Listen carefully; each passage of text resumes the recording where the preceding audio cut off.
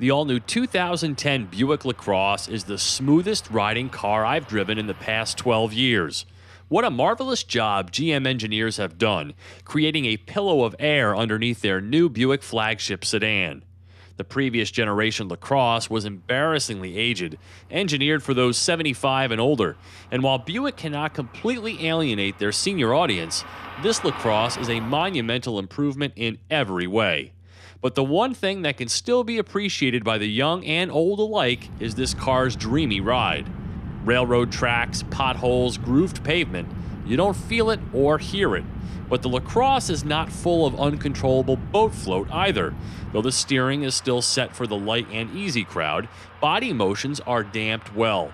And my car didn't even have the optional adaptive variable suspension with a touring and sport mode, part of an $800 touring package on the top trim CXS. A four-wheel independent setup with McPherson struts and 18-inch Michelin rubber provide the underpinnings for unmatched driving comfort. Quiet-tuned is a Buick term for trying to one-up Lexus in the silence department, and this car does it very, very well. In a lot of ways, the LaCrosse feels like a mature Malibu, and it rolls out of the same Kansas City factory as its Chevy counterpart.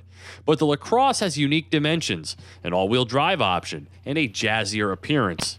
This front-drive CXS comes standard with my favorite GM engine, the 3.6-liter direct-injected V6, making 280 horsepower through a 6-speed auto. The powertrain is responsive, powerful, and fuel-efficient, netting 27 mpgs on the highway. A very youthful 0 to 60 time of 6.7 seconds awaits the driver, who will simultaneously encounter some mild torque steer. So the LaCrosse isn't a one thing or the other kind of car. Its hallmark is its quiet, sumptuous ride, but it can handle itself in side-to-side maneuvers at least as much as its driver will likely ever explore. With no front bench seat and a host of modern electronics, this LaCrosse has found the fountain of youth and hacked off about 20 years from the previous model, though it still retains a flavorful dose of Buick, and that's good. GM has decided Buick is important enough to keep, so it might as well give its cars a distinctive trait, and this LaCrosse has it, but in a good way. It feels American, and that's something you can be proud of. The interior is tastefully executed, long trip comfortable, and easy to use. The gauges and info screen use high-res graphics, and OnStar directions can be viewed here or on the head unit.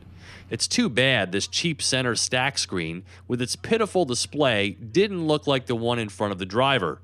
But all in all, the LaCrosse comes within replacing a few cheap touch points away to matching the interior quality of a Lexus ES.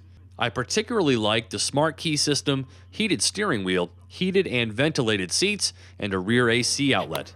A Navi, backup camera, panoramic roof, and rear DVD are optional. I really like the new design of this car, with its signature luxury cues.